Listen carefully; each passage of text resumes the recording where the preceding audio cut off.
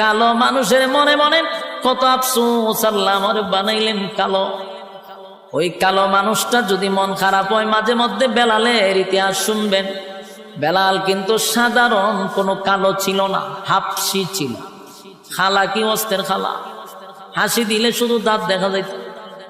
বেলাল শুধু কালো ছিল না, চেহারার গঠনও সুন্দর ছিল না, ঠোঁটগুলা মোটা মোটা ছিল, তার মানে খুব কুৎসিত ছিল।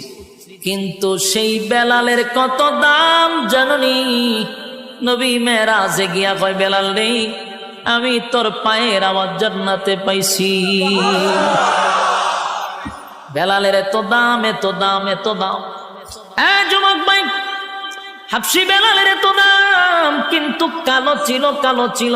কালো বেলাল যদি আজান না দিত রে, সেদিন আর শোবে সাদিক হতো না।